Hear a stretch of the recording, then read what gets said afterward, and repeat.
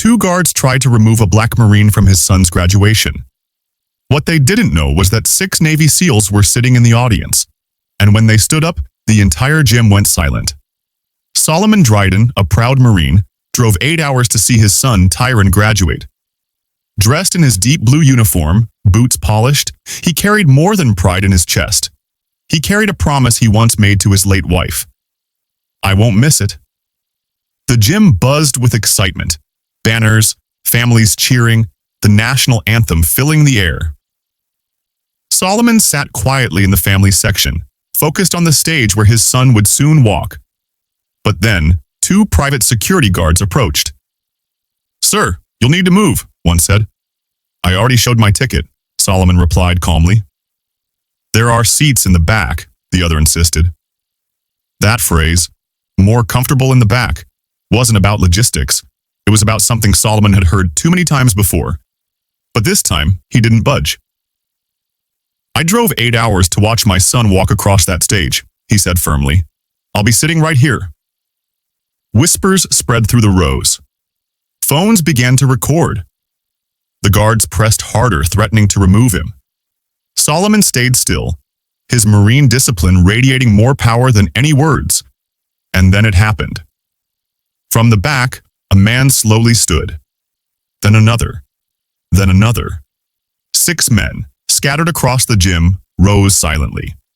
No uniforms, no badges, but their presence was unmistakable. They were Navy SEALs. The lead guard sneered, "Don't make this a scene." Before he could push further, one of the SEALs stepped into the aisle. His voice was low, controlled, but it carried through the entire room. "Is there a reason this man's being bothered?" The gym fell silent. Parents stopped clapping. Students froze. The SEAL didn't shout. He didn't need to. His calm authority spoke louder than anger ever could. "You don't put your hands on that man," he continued. "Not here. Not ever." The guards hesitated. Their confidence evaporated. The SEALs stood like pillars, steady and unflinching. And in that moment, everyone in the gym understood. Solomon wasn't sitting alone. What the guards didn't know was that years earlier, in Kandahar, Solomon had pulled these very men from the wreckage of a battlefield. Under gunfire and chaos, he had dragged them to safety when no one else could. Loyalty forged in war doesn't fade. And now, those same men were returning that loyalty. Not with weapons, but with presence. The school principal finally intervened, whispering to the guards. Reluctantly, they walked away. The gym exhaled, tension breaking like a storm that never came. Solomon never moved, never raised his voice.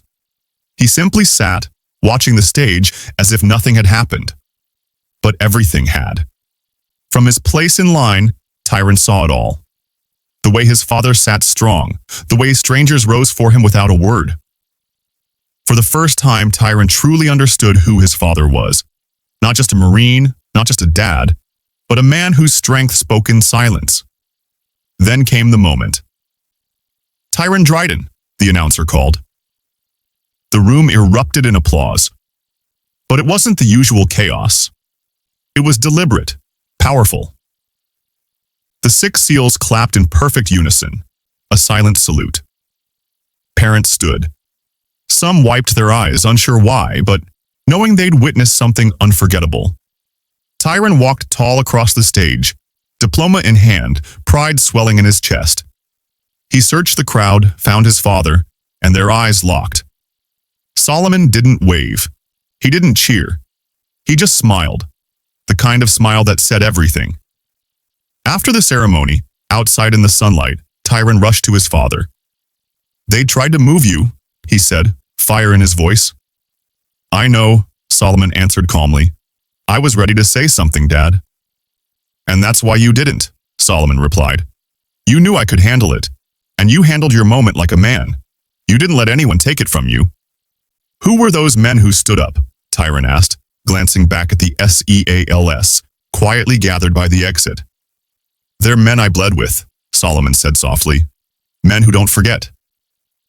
That day wasn't just about a diploma. It was about dignity. It was about silence being stronger than shouting.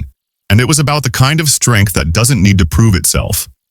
Because real strength stands, even when the world tries to push it down. If this story moved you, share it.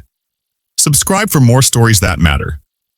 And remember, some people shout to be seen. Others simply stand and are never forgotten.